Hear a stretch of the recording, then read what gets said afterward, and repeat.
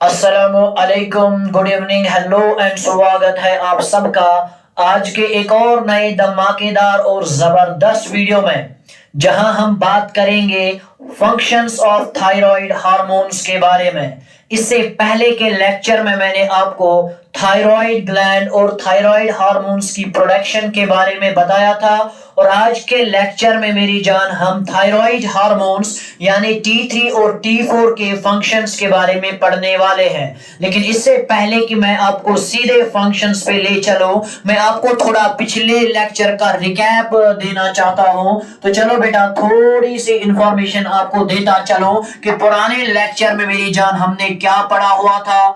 जरा गौर से बाबा नजर रखना लेक्चर की तरफ। इससे पहले के लेक्चर में हमने मेरी जान आपको बताया हुआ था कि ये रहा आपका हाइपोथैलेमस, और मेरी जान हाइपोथैलेमस के नीचे ये रहा आपका एंटीरियर पिट्यूटरी ग्लैंड, और इधर रहा मेरी जान आपका थायराइड ग्लैंड। थोड़ा बहुत रिकैप आपको देना चाहता हूं ताकि आप इस लेक्चर को मेरी जान अच्छे से समझ पाए। जरा गौर से देखना, मैंने बोला था कि जब भी हार्ट ब्लड आपके ब्रेन को देता है, जब भी आपका हार्ट ब्लड सप्लाई बॉडी को करता है, खुदा ना खास्ता अगर इस ब्लड में, जरा गौर से देखने, खुदा ना खास्ता अगर इस ब्लड में मेरी जान, अगर इस ब्लड में T3 और T4 की लेवल कम थी, लेट अस एज्यूम मेरी जान T3 और T4 की लेवल अगर इस ब्लड में कम थी, तो मैंने आपको बताया था कि जब भी आपका हार्ट ब्लड बॉडी को देगा, खुदा ना खास्ता अगर इस ब्लड में T3 और T4 की लेवल कम थी, तो जब ये ब्लड आपके ब्रेन के पास पहुंचेगा तो मेरी जान आपका हाइपोथैलेमस में एक न्यूक्लियस होता है जिसे हम पैरावेंट्रिकुलर न्यूक्लियस के नाम से जानते हैं। अगर T3 और T4 की लेवल कम थी तो बाबा पैरावेंट्रिकुलर न्यूक्लियस जो है एक्टिवेट हो जाता है, और मेरी जान ये एक हार्मोन प्रोड्यूस कर देता है, and that hormone is called as TRH। उस हार्मोन को मेरी जान हम किस नाम से जानते हैं? TRH के नाम से जानते हैं। TRH बोले तो thyrotrophin releasing hormone, thyrotrophin releasing hormone. जरा गौर से देखना, थायरोट्रोफिन रिलीजिंग हार्मोन। और आप सबको मालूम है कि जो थायरोट्रोफिन रिलीजिंग हार्मोन है ना, ये एक ट्राई पेप्टाइड या ये ट्राई एमाइड हार्मोन है। जरा गौर से देखना, ये ट्राई एमाइड हार्मोन है, यानी ये 3 एमाइनो एसिड्स का बना होता है।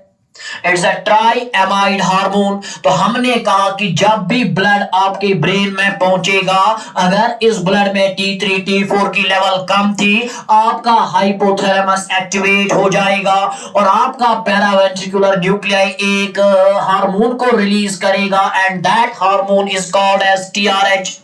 अब जरा गौर से सुनना, ये TRH मेरी जान ब्लड वेसल के जरिए से हाइपोथैलेमिक हाइपोफाइसियल पोर्टल सिस्टम के जरिए से ये जो ब्लड कनेक्शन होता है ना हाइपोथैलेमस और पिट्यूटरी ग्लैंड के दरमियान, इसे हम हाइपोथैलेमो हाइपोफाइसियल पोर्टल सिस्टम कहते हैं। Hypothalamo hypophyseal portal system, it is called as hypothalamo hypophyseal portal system. अब ये जो आपका TRH है ना मेरी जान, ये हाइपोथैलेमो हाइपोफाइसियल पोर्टल सिस्टम के जरिए से पहुंचेगा सीधे आपके एंटीरियर पिट्यूटरी ग्लैंड के पास, जहां पे मैंने आपको पुराने लेक्चर में बताया था कि एक जबरदस्त किस्म की सेल होती है जिसे हम थायरोट्रॉफ के नाम से जानते हैं। Remember the name, it is called as thyrotroph. अब ये थायरोट्रॉफ बाबा TRH की वजह से स्टिमुलेट हो जाती है, वो एक और हार्मोन बाबा आपके ब्लड वेसल्स में रिलीज कर देती है, and this hormone is called as TSH। बोले तो थायराइड स्टिमुलेटिंग हार्मोन। नाम याद रखना बाबा, it is called as thyroid stimulating hormone. आपको फंक्शंस तब तक समझ नहीं आएंगी जब तक आपको बाबा प्रोडक्शन समझ ना आए। तो अभी तक मैंने कहा, अगर आपके ब्लड में T3 और T4 की लेवल कम थी, आपके हाइपोथैलेमस में पैरावेंट्रिकुलर न्यूक्लियस जो है एक्टिवेट हो जाएगा, और ये पैरावेंट्रिकुलर न्यूक्लियस एक हार्मोन को मेरी जान रिलीज करेगा, and that hormone is called as thyrotrophin insulin releasing hormone, which is a triamide hormone made up of 3 amino acids. इसके बाद ये TRH ब्लड वेसल के जरिए से, इस ब्लड वेसल का नाम है हाइपोथैलेमो हाइपोथाइसियल पोर्टल सिस्टम। अब ये TRH इस ब्लड वेसल के जरिए से सीधे पहुंचेगा आपके एंटीरियर पिट्यूटरी ग्लैंड में, जहां पे एक सेल होती है जिसे हम थायरोट्रॉफ के नाम से जानते हैं। अब ये थायरोट्रॉफ रिलीज करेगा मेरी जान एक हार्मोन को, and that hormone is called as TSH। और ये TSH मेरी जान एक प्रोटीनेशियस हार्मोन होता है, ये बना होता है बाबा ग्लाइकोप्रोटीन का। अब जरा गौर से देखना, ये TSH मेरी जान ब्लड वेसल्स के जरिए से सीधे सीधे पहुंचेगा आपके थायराइड ग्लैंड में, और थायराइड ग्लैंड में मेरी जान ये थायराइड फॉलिकल्स को स्टिमुलेट करके मेरी जान दो जबरदस्त हार्मोन्स को बनाएगा। Number 1 is called as T3 and number 2 is called as T4। TSH जो ही आपके थायराइड फॉलिकल में पहुंचेगा, ये एक्टिवेट करेगा थायरोसाइट्स को, और थायरोसाइट्स मेरी जान T3 और T4 को बनाएंगी। कैसे बनाएंगी इसके बारे में हमने डिटेल्ड डिस्कशन किया हुआ है इससे पहले वाले के लेक्चर में, जहां पे मैंने आपको सेल सिग्नलिंग ट्रांसमिशन के बारे में पढ़ाया था, जहां पे मैंने आपको मैकेनिज्म के बारे में पढ़ाया था कि कैसे T3 और T4 बनते हैं, mono iodotyrosine, di tyrosine, coupling reaction, सब कुछ के बारे में बताया था। मैंने आपको बताया था कि कैसे थायरोग्लोबुलिन बनता है, सिंथेसिस ऑफ थायरोग्लोबुलिन भी समझाया था, ट्रैपिंग ऑफ आयोडीन भी समझाया था, और मेरी जान ऑक्सीडेशन ऑफ आयोडीन भी समझाया था। उसके बाद formation of T3 and formation of T4 भी समझाया था। अगर आपको बेटा देखना है या अगर आपको समझना है कि T3 T4 बनता कैसे है, इसके लिए आपको सेल सिग्नलिंग ट्रांसमिशन पढ़ना पड़ेगा, जो मैंने इससे पहले के लेक्चर में बाबा बताया हुआ है। आप डिस्क्रिप्शन में लिंक देख लीजिएगा, वहां पे लिंक पे क्लिक करके आप पार्ट 2 पहले देखिए, उसके बाद पार्ट 3 पे आ जाइए। तो कहने का साफ मतलब आपका थायराइड ग्लैंड दो हार्मोन्स बनाता है, number 1 is called as T3 and number 2 is called as T4। अब जरा गौर से सुनना, 90% जो हार्मोन बनता है ना मेरी जान, वो होता है T4, और 10% जो हार्मोन बनता है वो होता है मेरी जान T3। But remember, T3 is more active than T4। इसके बाद ये जो T4 है ना मेरी जान, ये ब्लड वेसल्स में जाकर जब ये टिश्यूज में जाता है, टिश्यूज में ये T4 फिर से वापस कन्वर्ट हो जाता है into T3 by an enzyme called as deiodinase. कहने का साफ मतलब है आपका थायराइड ग्लैंड दो हार्मोन्स बनाएगा, T3 और T4। T3 कितना बनाएगा? 10%। T4 कितना बनाएगा? 90%। लेकिन T3 बीइंग मोर एक्टिव, हमें T3 चाहिए, हमें T4 उतना नहीं चाहिए। इसीलिए आपके बॉडी, इसीलिए आपकी सेल्स T4 को कन्वर्ट किसमें करती है? T3 में, by an enzyme called as deiodinase, called as deiodinase. अब जरा गौर से सुनना बाबा, आपके थायराइड ग्लैंड ने कितने मेन हार्मोन्स बनाए? T3 और T4। इन्हीं दो हार्मोन्स को बाबा थायराइड हार्मोन्स के नाम से जाना जाता है। These two hormones are called as thyroid hormones. आज के इस लेक्चर में हम इन्हीं थायराइड हार्मोन्स के बारे में पढ़ेंगे कि इनकी फंक्शन क्या होती है। अगर थायराइड ग्लैंड ने ये दो हार्मोन्स बनाए, क्यों बनाए, इससे हमारे बॉडी को क्या फायदा मिलेगा। तो चलो बाबा फंक्शंस के बारे में थोड़ा सा जिक्र करेंगे। आज हम पढ़ेंगे मेरी जान फंक्शंस ऑफ थायराइड हार्मोन्स। तो चलो फंक्शंस ऑफ थायराइड हार्मोन्स के बारे में जब भी बाबा हम बात करेंगे, इसके बहुत सारे फंक्शंस है, नजर रखना बाबा।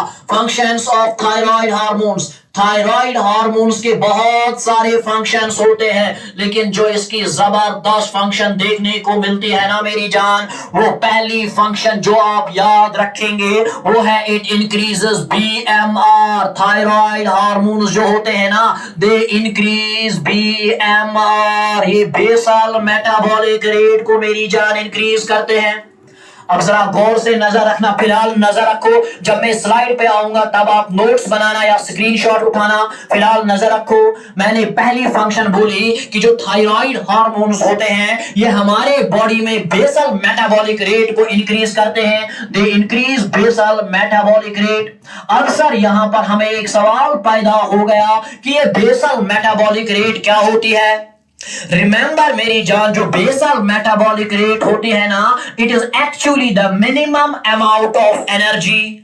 आपको कितनी एनर्जी चाहिए बॉडी के नॉर्मल फंक्शंस करने के लिए, the minimum amount of energy that is required to perform the basic functions of the body. या जब आप रेस्ट पे होते हो, जरा गौर से देखना, जब आप रेस्ट पे होते हो आपको क्या लगता है कि आपके बॉडी को अभी भी एनर्जी की जरूरत है? वो है ना बाबा, क्योंकि हार्ट अभी भी फंक्शन कर रहा है, क्योंकि ब्रेन अभी भी काम कर रहा है, आपके बॉडी की सेल्स अभी भी ग्लूकोज को ब्रेक कर रही है। इसका साफ मतलब है ना मेरी जान, अगर आप रेस्ट में हो तब भी आपको मेरी जान कुछ ना कुछ एनर्जी चाहिए ताकि आपकी बॉडी की बेसिक फंक्शंस जो है वो परफॉर्म होती रहे। कितनी एनर्जी जरूरत होगी, मिनिमम कितनी एनर्जी हमें चाहिए ताकि रेस्ट पे होते हुए भी हमारी बॉडी बेसिक फंक्शंस को परफॉर्म कर पाए। The minimum energy that is required to perform the basic energy, this is called as basal metabolic rate. अब जरा गौर से नजर रखना, जब मैं हेवी एक्सरसाइज करूंगा, जब मैं स्ट्रेनियस एक्सरसाइज करूंगा, अगर मैं जिम कर रहा हूं, मैं दौड़ रहा हूं, मैं क्लाइंबिंग कर रहा हूं, कोई हेवी एक्सरसाइज कर रहा हूं, तब मेरे बॉडी को ज्यादा एनर्जी चाहिए। उसे बाबा बीएमआर नहीं, तब हम कहेंगे बीएमआर ज्यादा है। बीएमआर की अगर हम बात करें, जब आप नॉर्मली बैठे हो, जब आप रेस्ट पे हो, उस वक्त आपके बॉडी को कितनी एनर्जी जरूरत होगी ताकि ये बॉडी की फंक्शंस परफॉर्म कर सके। The minimum, remember, the minimum amount of energy that is required to perform the basic functions of body, to perform the basic physiological functions, this minimum amount of energy that is required is called as BMR. या मैं यूं कहूं, energy expenditure at rest, rest पे कितनी energy खर्च हो रही है, इसे बीएमआर कहते हैं। तो शॉर्ट में याद रखना, एनर्जी एक्सपेंडिचर, याद रखना बाबा, energy expenditure at rest, energy expenditure at rest, energy expenditure at rest is called as BMR। आपके रेस्ट के वक्त, रेस्ट के दौरान कितनी एनर्जी खर्च होगी उसी को मेरी जान BMR के नाम से जाना जाता है। नॉर्मली मेरी जान अगर हम मेल्स की बात करेंगे तो remember 39.5 kilo calories per square metre, per square metre per hour के हिसाब से होती है। नॉर्मल बीएमआर अगर देखेंगे तो एक इंडिविजुअल में पर आवर में कितनी एनर्जी खर्च होती है, एक घंटे में कितनी एनर्जी खर्च होती है, 39.5 किलो कैलोरीज। और अगर हम फीमेल्स की बात करेंगे तो 37 किलो कैलोरीज खर्च होती है रेस्ट पे, लेकिन पर स्क्वायर मीटर बॉडी के हिसाब से और पर घंटे के हिसाब से। अगर हम नॉर्मल बीएमआर की बात करेंगे तो इन case of males it is 39.5 kilo calories and in case of females it is 37 kilo calories. But remember it depends upon the body mass index, it depends upon मेरी जान ओवरऑल हेल्थ। एक इंसान का body mass कितना है, एक इंसान का मसल मास कितना है, जितना ज्यादा मसल मास होगा उतना ज्यादा मेरी जान बीएमआर होगा। अब मैंने जो पॉइंट बोला, मैंने बोला कि थायराइड हार्मोन्स की पहली फंक्शन क्या है कि ये मेरी जान बेसल मेटाबॉलिक रेट को इंक्रीज कर देती है। बेसल मेटाबॉलिक रेट को इंक्रीज कर देना, बेसल मेटाबॉलिक रेट को इंक्रीज कर देना, इससे क्या मुराद है? इससे ये मुराद है मेरी जान, अगर ये आपकी सेल है, जरा गौर से देखना, और ये इस सेल की तरह ब्लड सप्लाई आ रही है, ये रही मेरी जान ब्लड सप्लाई। अब क्या होगा कि ये जो T3 और ये जो T4 है, अब होगा क्या, जो ही मेरी जान इस ब्लड के अंदर जो ग्लूकोज सेल्स में चला जाएगा, आपको मालूम है कि ब्लड में ग्लूकोज भी होगा, ब्लड में फूड भी होगा, अपने एब्जॉर्प्शन में पढ़ा होगा कि ये जो ब्लड में ग़िज़ा होता है जब ये सेल्स के अंदर जाएगा ये ग्लूकोज को कन्वर्ट किया जाता है और एनर्जी बनाई जाती है। अब मुझे बताओ, जितना ज्यादा ग्लूकोज कन्वर्ट होगा उतनी ज्यादा एनर्जी बनेगी, जितनी ज्यादा एनर्जी बनेगी इसका मतलब उतनी ज्यादा एनर्जी खर्च हो रही है, इसका मतलब बीएमआर बढ़ रहा है, इसका मतलब बीएमआर बढ़ रहा है, वो है ना मेरी जान। जितना ज्यादा ग्लूकोज ब्रेक होगा उतनी ज्यादा एनर्जी बनेगी, इसका मतलब उतना ज्यादा बीएमआर होगा। इसका साफ मतलब है ना कि T3 और T4 सेल के अंदर रेस्पिरेशन को बढ़ा देते हैं, ये सेल्यूलर रेस्पिरेशन को इंक्रीज कर देते हैं, ये सेल से ज्यादा एनर्जी निकाल देते हैं। जितना ज्यादा ग्लूकोज खर्च होगा, जितना ज्यादा मेरी जान एनर्जी निकलेगी, उतना ज्यादा बीएमआर होगा। Now this is the first function of the thyroid hormones कि आप अगर आपके ब्लड में थायराइड हार्मोन्स की लेवल ज्यादा है तब जाके आपके बॉडी का बेसल मेटाबॉलिक रेट बढ़ेगा, यानी आपकी सेल ज्यादा से ज्यादा ग्लूकोज को कन्वर्ट करेंगी एटीपी में। समझ लेना बात को। थायराइड हार्मोन बीएमआर को इंक्रीज करने का मतलब अगर थायराइड हार्मोन ज्यादा है इससे बीएमआर बढ़ेगा, मतलब आपकी सेल ज्यादा से ज्यादा ग्लूकोज को किस में बदलेंगी, शाबाश, एटीपी में बदलेंगी। यानी हाइपरथायराइडिज्म में आपकी सेल ज्यादा से ज्यादा एनर्जी खर्च कर रही होती है, आपकी सेल ज्यादा से ज्यादा एनर्जी को एक्सपेंड कर रही होती है। सर मुझे बताइए why thyroid hormones actually convert glucose into ATP. Sir क्यों thyroid hormones basal metabolic rate को बढ़ा देते हैं? सर क्यों थायराइड हार्मोन्स ज्यादा से ज्यादा ग्लूकोज को एटीपी में बदल देते हैं? इसके पीछे सर क्या वजह है, इसके पीछे सर क्या कारण है? तो रिमेंबर मेरी जान, जरा गौर से देखना। इसके पीछे जो पहला वजह, इसके पीछे जो पहला कारण आपको देखने को मिलेगा वो ये रहा आपके बोर्ड के सामने। पॉइंट क्या बोला था? पॉइंट बोला था कि जो थायराइड हार्मोन्स होते हैं दे इंक्रीज, शब्द बोलिए ना बाबा, they increase basal metabolic rate. ये सेल्स का बेसल मेटाबॉलिक रेट इंक्रीज कर देते हैं, यानी सेल्स में ज्यादा से ज्यादा ग्लूकोज को एटीपी में तब्दील कर देते हैं, ज्यादा से ज्यादा ग्लूकोज को ब्रेक करके एनर्जी बना देते हैं। सर इसके पीछे वजह क्या है? जरा गौर से देखना बाबा। जो पहली वजह इसके पीछे है ना, ये असल में जो थायराइड हार्मोन्स होते हैं ना मेरी जान,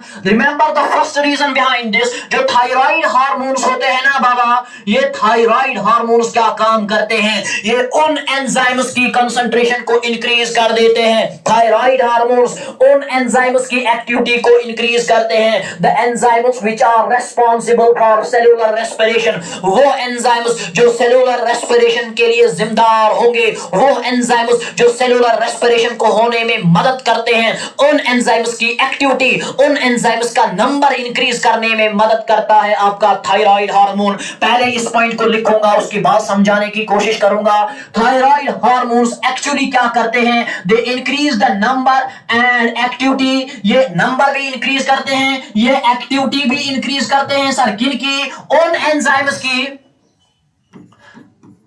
एंजाइम्स की जो रेस्पॉन्सिबल होंगे, विच आर रेस्पॉन्सिबल, शाबाश बोलिए ना बाबा, which are responsible for cellular respiration, which are responsible for cellular respiration. अब जरा गौर से कॉन्सेप्ट की तरफ देखिए बाबा। ये रही मेरी जान आपके पास सेल, गौर से देखना। अब आपको मालूम है कि सेल के अंदर जब ग्लूकोज जाएगा, अब ये ग्लूकोज को कन्वर्ट किया जाएगा मेरी जान इनटू एटीपी। एटीपी ये आप ऑक्सीडेटिव फॉस्फोराइलेशन में पढ़ा होगा आपने, इस वक्त में शॉर्ट टर्मिनोलॉजीज में पढ़ा रहा हूं। ये ग्लूकोज किस में कन्वर्ट होगा? एटीपी में। देखिए क्या आपको लग रहा है कि ग्लूकोज खुद ब खुद एटीपी में कन्वर्ट होगा? नहीं मेरी जान, इसके लिए लगेंगे आपको एंजाइम्स। इसके लिए क्या लगेंगे मेरी जान? Enzymes. Enzymes are responsible for conversion of glucose into ATP. कुछ एंजाइम्स होते हैं जो इस ग्लूकोज को किस में बदल देते हैं? एटीपी में।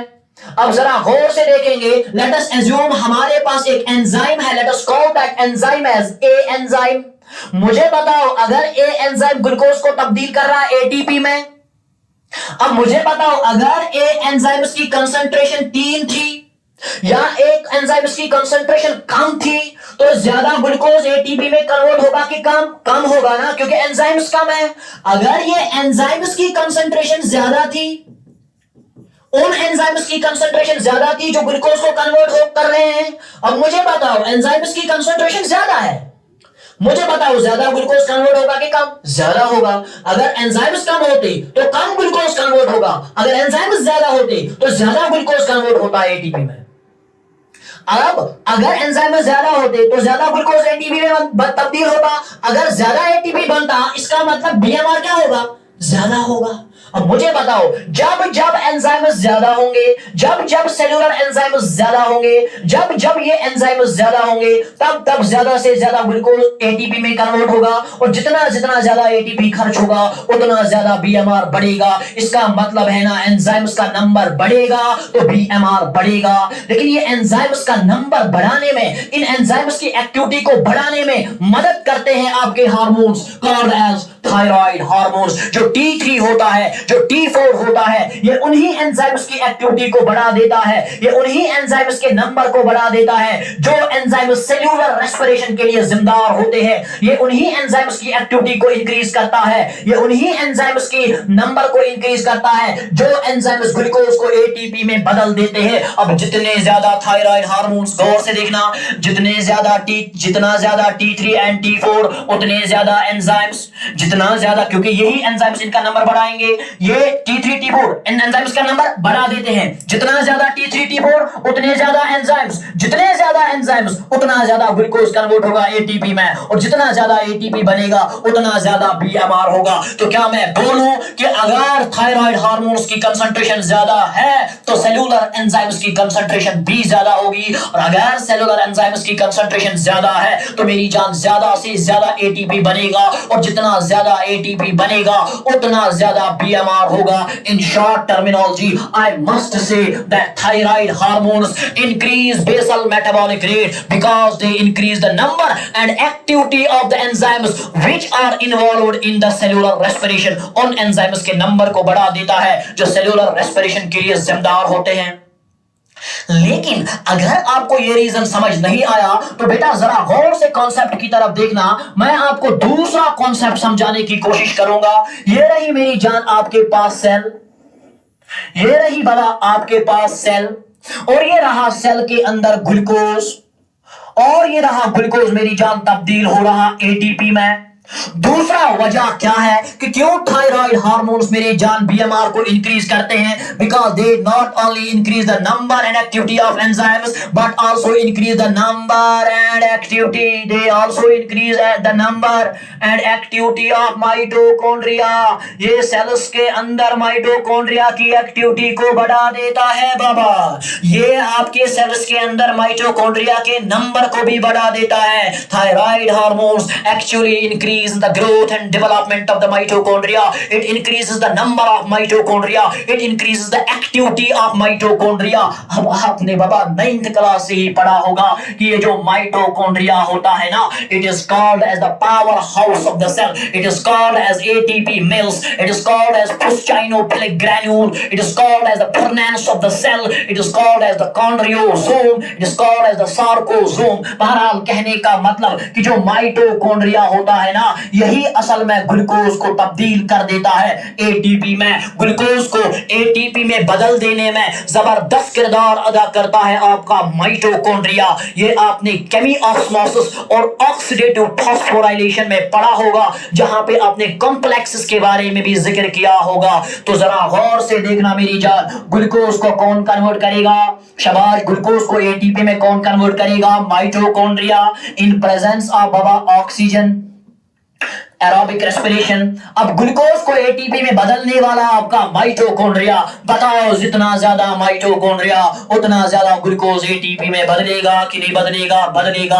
अगर माइटोकॉन्ड्रिया का नंबर इंक्रीज हो रहा है, इसका मतलब ज्यादा से ज्यादा ग्लूकोज एटीपी में बदल रहा है, और जितना ज्यादा एटीपी बन रहा है उतना ज्यादा बीएमआर बढ़ेगा। अब जरा गौर से देखो, इन माइटोकॉन्ड्रिया का नंबर इंक्रीज करने में अहम किरदार अदा करता है थायराइड हार्मोन। जितने ज्यादा थायराइड हार्मोन्स, लेक्चर बड़ा तेज जा रहा है लेकिन आपको बेटा समझना पड़ेगा, सुस्ती नहीं चलेगी मेरी जान। जितने ज्यादा थायराइड हार्मोन्स होंगे ना, उतने ज्यादा माइटोकॉन्ड्रिया होंगे, और जितने ज्यादा माइटोकॉन्ड्रिया होंगे उतना ज्यादा ग्लूकोज एटीपी में तब्दील होगा, और जितना ज्यादा एटीपी बनेगा उतना ज्यादा बीएमआर होगा। तो क्या मैं इस नतीजे पे पहुंचूं कि आपके thyroid hormones basal metabolic rate को बढ़ा देते हैं। सर कारण क्या है? वजह दो है। नंबर वन मेरी जान, ये उन एंजाइम्स की एक्टिविटी को बढ़ा देते हैं जो ग्लूकोज को मेरी जान एटीपी में बदल देते हैं। वजह नंबर दो, ये माइटोकॉन्ड्रिया के नंबर को भी बढ़ा देते हैं। अब जितने ज्यादा थायराइड हार्मोन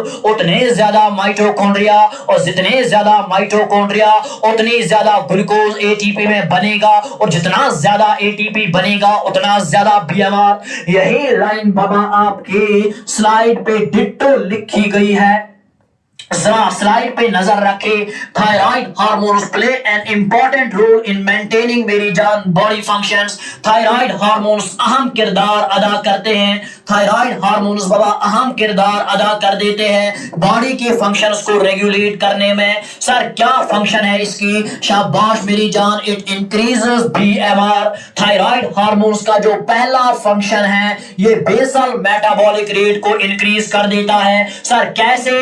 पहला वजह इसका क्या है कि it increases the concentration of enzymes. ये उन एंजाइम्स की कंसंट्रेशन को इंक्रीज कर देता है which are involved in cellular respiration. उन एंजाइम्स के नंबर को बढ़ा देता है जो सेलुलर रेस्पिरेशन में हिस्सा लेते हैं। These enzymes increase the break down of food, hence increases break down of food, Therefore increases BMR। क्योंकि ये एंजाइम्स क्या काम करते हैं? ये ग़िज़ा को ब्रेक कर देते हैं, और अगर ये ग़िज़ा को ब्रेक करेंगे इसका मतलब ज्यादा से ज्यादा एटीपी बनेगा, और जितना ज्यादा एटीपी बनेगा उतना ज्यादा BMR। वजह नंबर दो, थायराइड हार्मोन्स क्या काम करते हैं? ये माइटोकॉन्ड्रिया का नंबर बढ़ा देते हैं। अब जितना ज्यादा माइटोकॉन्ड्रिया उतना ज्यादा मेरी जान, उतना ज्यादा बाबा आपके सामने BMR। This is the first function. Now the second function, which is very very important. Let us have a clear look about the function. नजर रखना बाबा, जो दूसरी फंक्शन है थायराइड हार्मोन्स की वो ये है कि thyroid hormones have a calorigenic effect. Calorigenic effect, remember calorigenic effect. This is the second function of the thyroid hormones. नजर रखना बाबा, थायराइड हार्मोन्स की जो दूसरी फंक्शन है calorigenic effect. Sir what is calorigenic effect? अब जरा गौर से देखना, ये आपके सामने सेल बार बार बना रहे हैं ताकि आपको समझ आए। और अभी हमने बोला ये ग्लूकोज क्या काम करेगा? ये ग्लूकोज कन्वर्ट होगा एटीपी में। अब इसके लिए जिम्मेदार होता है मेरी जान माइटोकॉन्ड्रिया, और माइटोकॉन्ड्रिया का नंबर बढ़ा देता है T3 एंड T4। अब बताओ जितने ज्यादा T3 T4 उतना ज्यादा माइटोकॉन्ड्रिया, और जितना ज्यादा माइटोकॉन्ड्रिया उतना ज्यादा एटीपी बनेगा, और जितना ज्यादा एटीपी बनेगा उतना ज्यादा बीएमआर होगा। ये पॉइंट तो आपको समझ आया।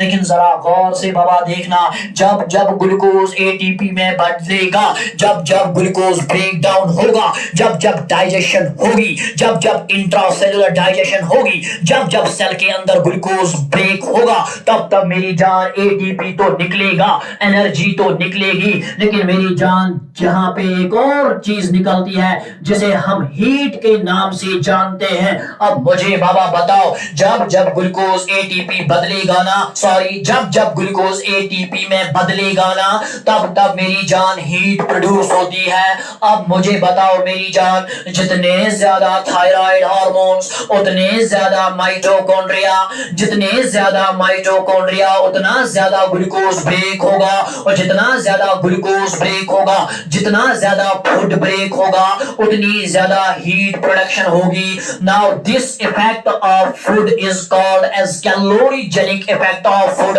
यानी ग़िज़ा ब्रेक होने से जितनी ज्यादा हीट निकलेगी, ग़िज़ा ब्रेक होने पर हीट के निकलने को, ग़िज़ा के ब्रेक होने पर हीट के निकलने को कैलोरीजेनिक इफेक्ट ऑफ फूड के नाम से जाना जाता है, या it is called as thermogenic effect. It is called as thermogenic effect. नजर रखना बाबा, मैंने कहा कि ये सातंत गजा गशना ब्रेक, जब जब गजा ब्रेक होगा तब तब मेरी जान एटीपी बनेगा, लेकिन साथ ही साथ हीट प्रोडक्शन भी होगी। अब मुझे बताओ बखुदा, जितना ग्लूकोज ब्रेक होगा उतनी एटीपी बनेगी ना, लेकिन दूसरे साइड से याद रखना कि जितना ग्लूकोज ब्रेक होगा, जितना फूड ब्रेक होगा, उतनी ज्यादा हीट भी निकलेगी। और हीट निकलने को बाबा क्या बोलते? कैलोरीजेनिक इफेक्ट ऑफ फूड।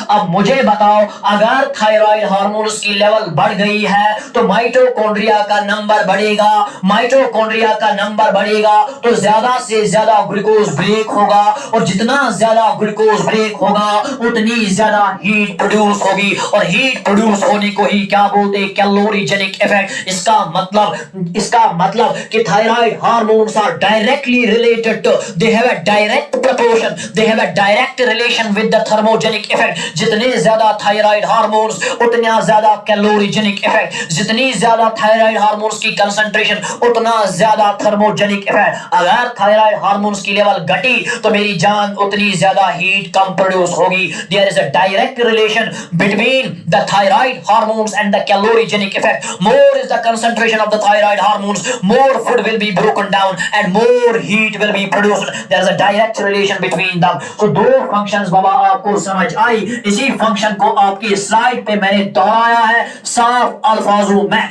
आप पढ़ सकते हैं मेरी जान। सिंस थायराइड हार्मोन्स, जरा गौर से देखना, सिंस थायराइड हार्मोन्स इंक्रीज, जरा गौर से बाबा देखना, since thyroid hormones increase basal metabolic rate, therefore increased basal metabolic rate causes excessive heat production। जितना ज्यादा BMR होगा उतनी ज्यादा हीट प्रोड्यूस होगी, और this is called as calorigenic effect. और हीट प्रोड्यूस होने को ही मेरी जान कैलोरीजेनिक इफेक्ट या थर्मोजेनिक इफेक्ट कहा जाता है। इसीलिए बाबा एक बीमारी है जिसे हम हाइपरथायरॉयडिज्म के नाम से जानते हैं।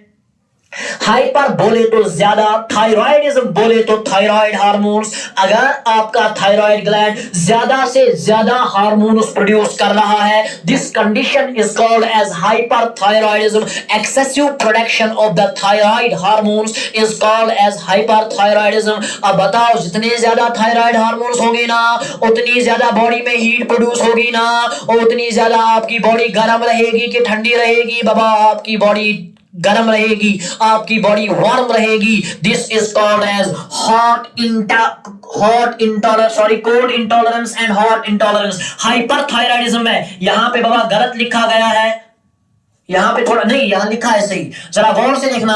ड्यू टू दिस, इस वजह से hot intolerance is seen in case of hyperthyroidism. Hyperthyroidism में अगर थायराइड हार्मोन्स की लेवल ज्यादा है तो बॉडी उतनी ज्यादा गर्म रहेगी, इसीलिए हाइपरथायरॉयडिज्म में हॉट इंटॉलरेंस देखी जाती है। लेकिन अगर थायराइड हार्मोन्स की लेवल घटी, जिसे हम हाइपोथायरॉयडिज्म के नाम से जानते हैं, तो बॉडी में हीट प्रोड्यूस नहीं होगी, आपकी बॉडी ठंडी रहेगी, and this is called as cold intolerance. जब आप हाइपरथायरॉयडिज्म और हाइपोथायरॉयडिज्म के क्लिनिकल मैनिफेस्टेशंस को पढ़ोगे ना, तो यही डिफरेंस आप देखोगे कि हाइपरथायरॉयडिज्म में हॉट इंटॉलरेंस देखी जाती है और हाइपोथायरॉयडिज्म में कोल्ड इंटॉलरेंस देखी जाती है। इतना क्लियर? चलो मेरी जान, नेक्स्ट फंक्शन पे आ जाते हैं, और आपके सामने नेक्स्ट फंक्शन रखेंगे बाबा, नेक्स्ट फंक्शन रखेंगे मेरी जान आपके सामने।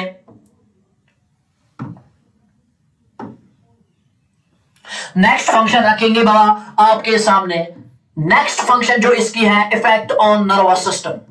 गौर से देखना बाबा, बहुत ही इंपॉर्टेंट है। Effect on nervous system, effect on central nervous system और इफेक्ट ऑन नर्वस सिस्टम। अब मैं चाहूंगा कि अपने कलम को थोड़ा चेंज करो, क्योंकि यहां पे शायद रेड कलर दिखाई नहीं दे रहा है। जरा गौर से देखना, हमने कहा थायराइड हार्मोन्स के बहुत सारे फंक्शंस होते हैं। पहली फंक्शन जो थायराइड हार्मोन की हमने पढ़ी, it increases the basal metabolic rate. Why? Because it increases the number of mitochondria and it also increases the number of those enzymes enzymes which are responsible for cellular respiration. This was the first function. Next function, thermogenic effect. The more is the BMR, the more heat is produced, and this heat production is called as calorigenic effect. Calorigenic effect is directly related to the shabash thyroid hormones. Excessive thyroid hormones means excessive heat is produced. The more is the concentration of thyroid hormones, the more heat will be produced, the more will be the calorigenic effect. That is the reason in case of hyperthyroidism, hot intolerance is seen, and in case of hypothyroidism, cold intolerance is seen. Now coming to the next point, that's called as next function, that's called as effect on nervous system. अब nervous system पे क्या इसका effect है? अगर हम बाबा बात करेंगे ना इन्फेंसी की, इन्फेंट की, अगर हम बात करेंगे इन्फेंट की, या हम बात करेंगे लेटर प्रेगनेंसी की, लेटर प्रेगनेंसी से लेकर, बोलिए बोलिए बाबा, लेटर प्रेगनेंसी से लेकर up to 1 year, up to 1 year तक, 1 साल तक, यानी जब एक फीमेल प्रेग्नेंट है, उसका लेटर पीरियड चल रहा है, तब जाके एक बच्चे का जो नर्वस सिस्टम है वो डेवलप होना शुरू होता है। और कब तक नर्वस सिस्टम डेवलप होता रहता है? 1 साल तक डेवलप होता रहता है। और इस नर्वस सिस्टम को डेवलप करने में मदद करते हैं आपके thyroid hormones. Remember, thyroid hormones का काम क्या है? ये आपके नर्वस सिस्टम को मेरी जान डेवलप करने में मदद करते हैं। कैसे? Because they actually help in the formation of myelin sheet. ये माइलिन शीट को बनाने में मदद करेंगे। नॉट ओनली माइलिन शीट, ये मदद करेंगे मेरी जान एक्सॉन्स को बनाने में। जरा गौर से देखना बाबा, अगर ये आपके सामने न्यूरॉन रखूं मैं, या आपके सामने न्यूरॉन रखूं, जरा गौर से देखना, ये न्यूरॉन का एक्सॉन है और इस एक्सॉन के बाहर होता है फैटी टिश्यू, और उस फैटी टिश्यू को हम माइलिन शीट के नाम से जानते हैं। That is called as myelin sheath, और this myelin sheath is white in colour. जरा गौर से देखना, इस माइलिन शीट को बनाने में मदद करता है आपके thyroid hormones. Not only myelin sheath, बल्कि एक्सॉन्स को भी बनाने में मदद करते हैं आपके thyroid hormones. Not only axons, बल्कि डेंड्राइट्स की ब्रांचिंग में भी मदद करते हैं मेरी जान आपके थायराइड हार्मोन्स। अब आप मुझे बताएंगे कि अगर थायराइड हार्मोन्स की कमी हो गई, मैंने बोला लेटर प्रेगनेंसी, अगर एक फीमेल प्रेग्नेंट है और इसके पेट में जो बच्चा है, उस बच्चे का नर्वस सिस्टम लेटर प्रेगनेंसी के दौरान डेवलप होना शुरू हो जाता है। और कब तक डेवलप होता रहता है? 1 साल तक डेवलप होता रहता है। And remember, this age is called as critical period. Remember the name, this is called as critical period of CNS development. Critical period of CNS development, critical period of CNS development. अभी बाबा 10-12 minute और लगेंगे lecture में, but आप नजर बनाए रखना, this age is called as critical period of CNS development, और it is broadly called as golden period of the life. अब मैंने कहा कि लेटर प्रेगनेंसी से लेकर 1 साल तक आपका नर्वस सिस्टम डेवलप होता रहता है, और इस नर्वस सिस्टम को डेवलप करने में थायराइड हार्मोन्स मदद करते हैं, और इस एज को critical period of CNS development के नाम से जाना जाता है। अब कैसे नर्वस सिस्टम को डेवलप करने में मदद करेगा? इसमें मदद करेंगे, ये मदद करेगा माइलिन शीट बनाने में, ये मदद करेगा एक्सॉन को बनाने में, ये मदद करेगा डेंड्राइट्स को बनाने में। अब बेटा आप ही मुझे बताएंगे कि अगर थायराइड हार्मोन्स की कमी हो गई, जरा गौर से बाबा देखना, अगर थायराइड हार्मोन्स बोले तो T3 T4 की कमी हो गई, तो आप मुझे बताओ मेरी जान, क्या माइलिन शीट अच्छे से बनेगा? सर नहीं बनेगा। क्या एक्सॉन्स डेवलप होंगे? नहीं होंगे। क्या डेंड्राइट्स डेवलप होंगे? नहीं। इसका मतलब बच्चे का जो नर्वस सिस्टम है वो अच्छे से डेवलप नहीं होगा। और not only it helps in the development of nervous system, it also helps in the growth of an individual. Growth hormone Baba, growth hormone भी एक इंडिविजुअल को बढ़ने में मदद करता है, लेकिन थायराइड हार्मोन्स भी इन्फेंसी के दौरान डेवलप होने या ग्रो होने में मदद करेगा। तो अगर थायराइड हार्मोन्स की कमी हो गई तो पहले तो बच्चा बढ़ेगा नहीं, इसकी जो हाइट है वो स्टंटेड रहेगी, स्टंटेड ग्रोथ होगी, बच्चा ड्वार्फ दिखेगा आपको, और साथ ही साथ स्टंटेड ग्रोथ के साथ साथ मेरी जान ये मेंटली रिटार्ड होगा। नजर रखना बाबा अच्छे से, मैंने कहा कि जो थायराइड हार्मोन है ना, ये इन्फेंसी के दौरान दो चीजों में मदद करता है। नंबर वन, ये आपके नर्वस सिस्टम को डेवलप करने में मदद करता है by formation of myelin sheath, formation of axons, formation of dendrites. Number दो, ये इन्फेंसी के दौरान ग्रो होने में भी मदद करता है। अब अगर इसकी कमी हो गई तो दो क्लासिकल फीचर्स देखने को मिलेंगे ना। नंबर वन, बच्चा अच्छे से ग्रो नहीं करेगा, बच्चा अच्छे से शाबाश साइज में इंक्रीज नहीं होगा, ड्वार्फ रहेगा, छोटा रहेगा, स्टंटेड रहेगा, और नॉट ओनली स्टंटेड बल्कि उसका नर्वस सिस्टम भी डेवलप नहीं हुआ होगा, यानी मेंटली रिटार्ड रहेगा। Now this stunted growth plus mentally retard, this condition is called as thyroid dwarf. This condition is called as thyroid dwarfism. हमारे पास एक और dwarfism है, that's called as pituitary dwarfism. Pituitary dwarfism. आपको बेटा मालूम है कि जो पिट्यूटरी ग्लैंड है ये ग्रोथ हार्मोन को रिलीज करेगा। अगर पिट्यूटरी ग्लैंड ने ग्रोथ हार्मोन रिलीज नहीं किया तो बच्चा छोटा रहेगा, लेकिन बच्चा छोटा तो रहेगा लेकिन मेंटली साउंड होगा। अगर बच्चा छोटा रहा लेकिन मेंटली साउंड रहा, उसे हम पिट्यूटरी ड्वार्फिज्म के नाम से जानेंगे।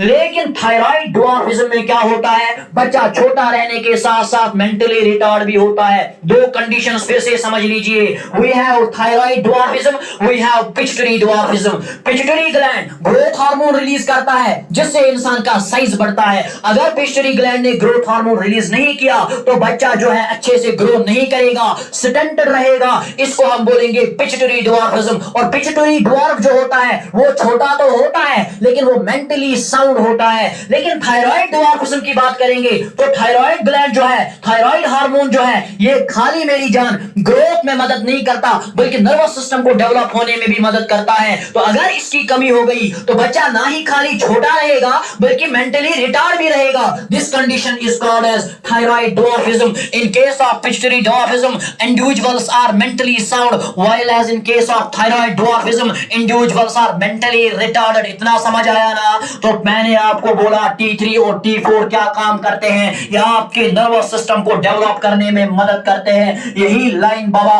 आपके स्लाइड पे लिखी हुई है, जरा गौर से देखना, मैं पढ़ लूंगा। थायराइड हार्मोन्स मेरी जान हेल्प इन द डेवलपमेंट, जरा गौर से देखना बाबा। Thyroid hormones develop help in the development of nervous system, especially in infants or from the later period of pregnancy up to 1 year।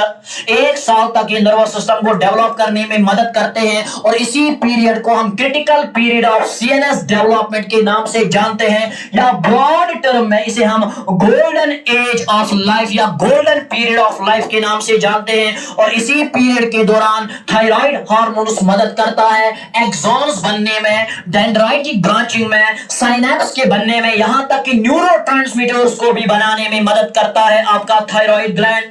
अगर इस हार्मोन की डेफिशिएंसी हो गई तो बच्चा मेरी जान छोटा रहेगा, स्टंटेड ग्रोथ, और साथ ही साथ मेरी जान ये मेंटली रिटार्ड रहेगा।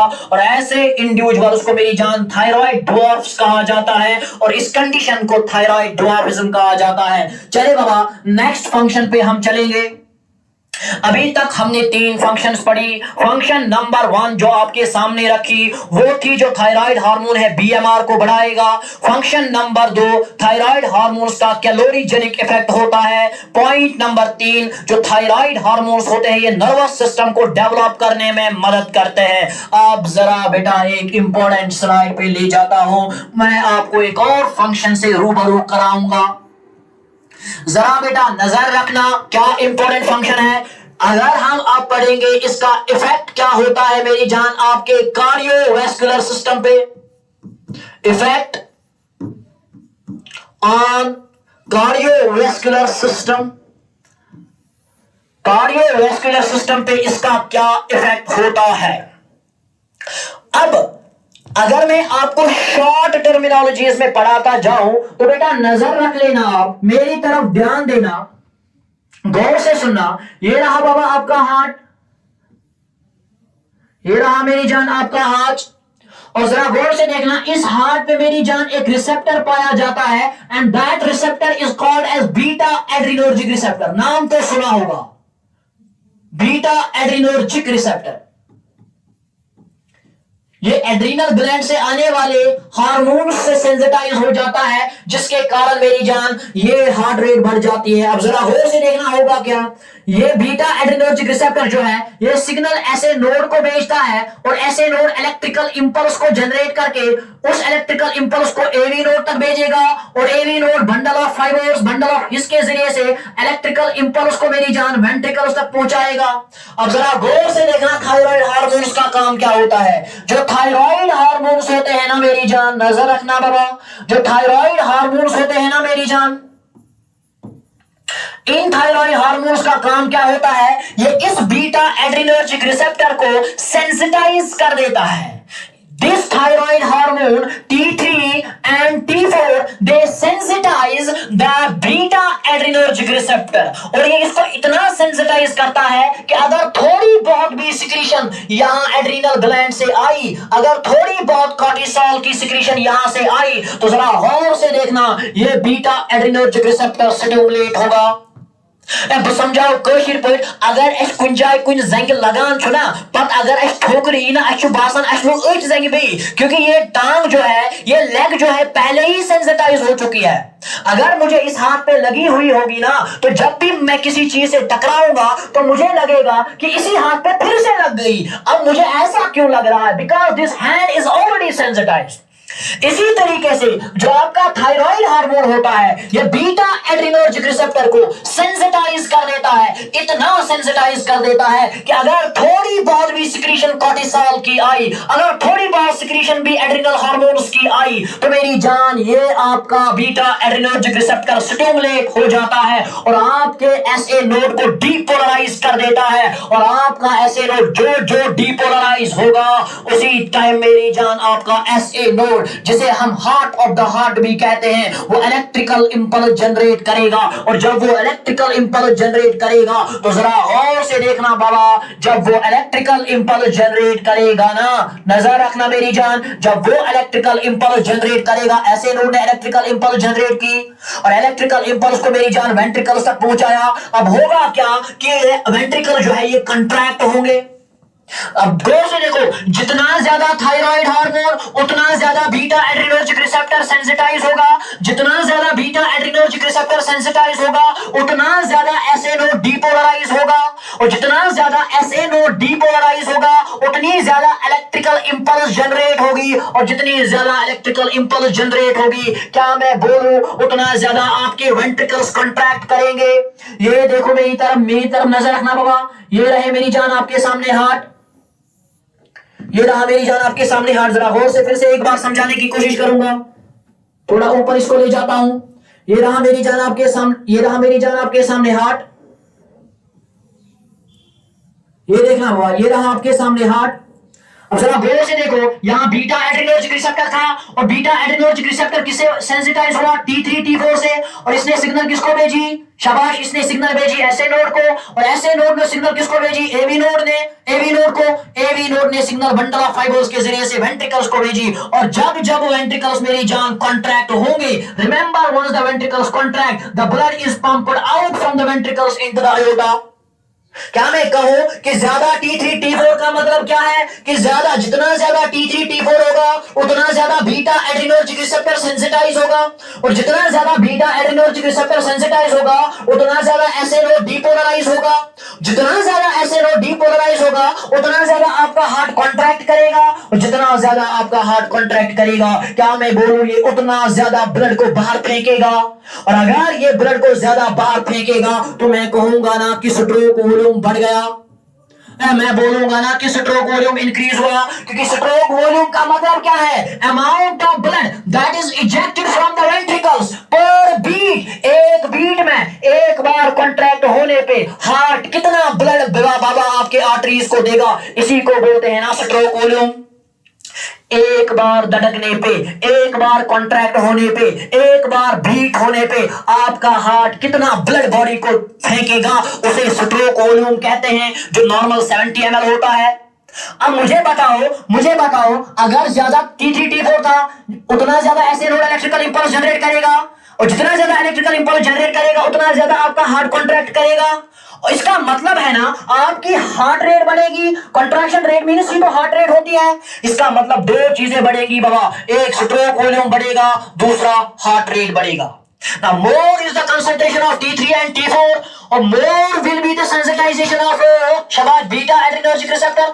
जितना ज्यादा T3 T4 उतना ज्यादा बीटा एड्रेनर्जिक रिसेप्टर स्टिमुलेट, जितना ज्यादा बीटा एड्रेनर्जिक रिसेप्टर स्टिमुलेट उतना ज्यादा एसए नोड एक्टिवेट, जितना ज्यादा एसए नोड एक्टिवेट उतनी ज्यादा इलेक्ट्रिकल इंपल्स जनरेट होगी। अब ज्यादा इलेक्ट्रिकल इंपल्स जनरेट होने से दो इंपॉर्टेंट चीजें होंगी कि आपका वेंट्रिकल ज्यादा कॉन्ट्रैक्ट करेगा, जितना ज्यादा आपका वेंट्रिकल कॉन्ट्रैक्ट करेगा उतनी ज्यादा हार्ट रेट होगी, because heart rate means the contraction rate. More is the rate of the contraction, more is the heart rate. और जितनी ज्यादा हार्ट रेट होगी स्ट्रोक वॉल्यूम भी खुद ब खुद बढ़ेगा।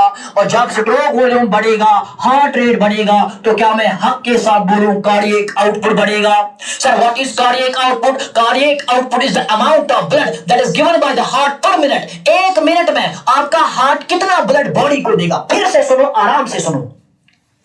एक मिनट में आपका हार्ट कितना ब्लड बॉडी को देगा, इसे कार्डियक आउटपुट कहते हैं। और कार्डियक आउटपुट आपको मालूम है किसके बराबर होता है? Stroke volume into heart rate. अब जरा गौर से देखना, मैंने बोला T3 T4 की लेवल ज्यादा अगर हुई तो स्ट्रोक वॉल्यूम भी बढ़ता है, T3 T4 की लेवल अगर ज्यादा हुई तो हार्ट रेट भी बढ़ती है। हार्ट रेट बढ़ेगी, स्ट्रोक वॉल्यूम बढ़ेगा तो मेरी जान कार्डियक आउटपुट भी बढ़ेगा ना। तो क्या इफेक्ट है मेरी जान थायराइड हार्मोन्स का कार्डियोवैस्कुलर सिस्टम पे? रिमेंबर T3 और T4 का जो इफेक्ट है ना बाबा, पहला इफेक्ट ये कार्डियक आउटपुट को बढ़ाएगा, कार्डियक आउटपुट बढ़ेगा। नंबर 2 मेरी जान शाबाश, स्ट्रोक वॉल्यूम भी बढ़ेगा, स्ट्रोक वॉल्यूम भी बढ़ेगा। नंबर 3 मेरी जान, हार्ट रेट भी बढ़ेगी, हार्ट रेट भी बढ़ेगी। यही पॉइंट आपके स्लाइड पे दोहराऊंगा, इसके बाद लास्ट फंक्शन आपके सामने रखूंगा, लेकिन पहले इस स्लाइड की तरफ देखेंगे आप। थायराइड हार्मोन्स इफेक्ट, शाबाश, thyroid hormones effect on catecholamines which sensitize beta receptors on heart। Thyroid hormone जो है ये आपके बीटा रिसेप्टर्स को सेंसिटाइज कर देते हैं। जितने ज्यादा थायराइड हार्मोन्स होंगे उतने ज्यादा मेरी जान बीटा रिसेप्टर्स एक्टिवेट होंगे, और जितने ज्यादा बीटा रिसेप्टर्स एक्टिवेट होंगे उतनी ज्यादा एसए नोड की डीपोलराइजेशन होगी, जितनी ज्यादा डीपोलराइजेशन होगी उतनी ज्यादा हार्ट रेट होगी, उतनी ज्यादा स्ट्रोक वॉल्यूम होगा, और उससे ज्यादा मेरी जान कार्डियक आउटपुट होगा।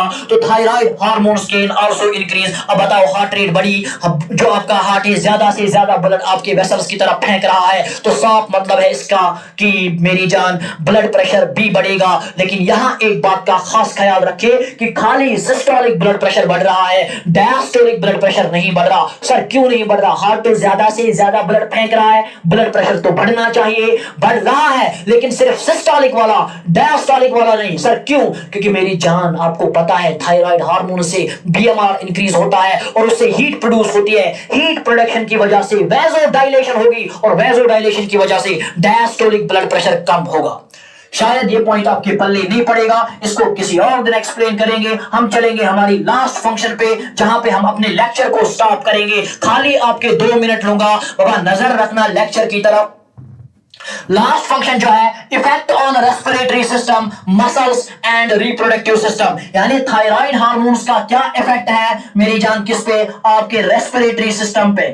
जरा गौर से देखना मेरी तरफ। इफेक्ट ऑन रेस्पिरेटरी सिस्टम, एक ही साथ तीनों चीजों को खत्म करूंगा। मुझे बताओ, मुझे आप बताओ, मैंने आपको बोला कि अगर ये आपकी सेल है, इस सेल में ग्लूकोज को किस में कन्वर्ट करना पड़ेगा? एटीपी में कन्वर्ट करना पड़ेगा। सर इस एटीपी के लिए क्या जरूरत होगा ज्यादा? माइटोकॉन्ड्रिया। खाली माइटोकॉन्ड्रिया नहीं, मैंने बोला था इन प्रेजेंस ऑफ ऑक्सीजन, यानी ग्लूकोज को एटीपी में बदलने के लिए आपको ज्यादा से ज्यादा ऑक्सीजन की जरूरत पड़ेगी। अब ज्यादा से ज्यादा ऑक्सीजन कब आएगा? जब आप ज्यादा से ज्यादा ऑक्सीजन इनहेल करेंगे। जितना ज्यादा आप ऑक्सीजन इनहेल करेंगे ना मेरी जान, उतना ही ज्यादा ऑक्सीजन आपके सेल्स तक पहुंचेगा, और जितना ज्यादा ऑक्सीजन आपके सेल्स तक पहुंचेगा उतना ज्यादा ग्लूकोज एटीपी में कन्वर्ट होगा। और आप 1 मिनट में या आप कितना ऑक्सीजन इनहेल करेंगे नॉर्मल ब्रीदिंग के दौरान, उसे बाबा हम टाइडल वॉल्यूम के नाम से जानते हैं।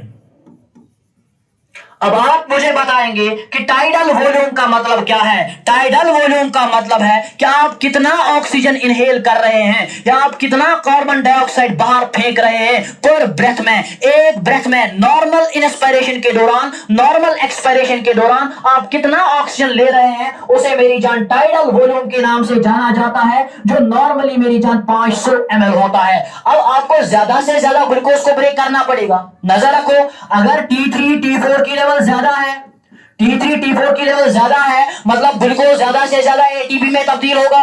लेकिन ज्यादा ग्लूकोज को कन्वर्ट करने के लिए आपको ज्यादा ऑक्सीजन की जरूरत पड़ेगी, और ज्यादा ऑक्सीजन कहां से आएगा, जब आप ज्यादा से ज्यादा सांस लेंगे। इसका मतलब थायराइड हार्मोन्स आपकी रेस्पिरेटरी रेट को इंक्रीज करेंगे।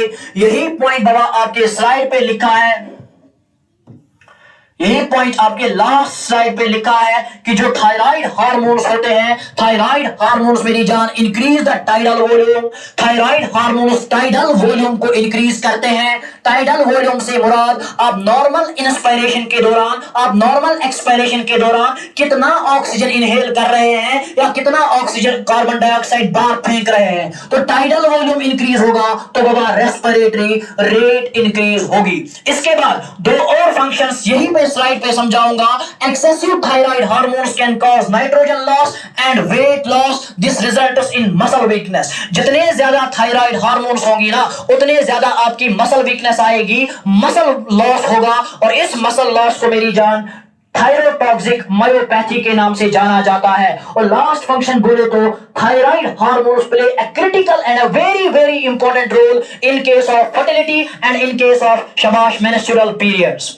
मेंस्ट्रुअल पीरियड्स के दौरान अगर थायराइड हार्मोन्स की लेवल ज्यादा है तो ओलिगोमेनोरिया देखा जाएगा। ओलिगो मींस कम, ओलिगोमेनोरिया देखा जाएगा, इरेगुलर मेंस्ट्रुअल पीरियड्स देखे जाएंगे, और अगर हाइपोथायराइडिज्म है तो बड़ा मेनोरेजिया देखा जाएगा, एक्सेसिव ब्लीडिंग देखी जाएगी।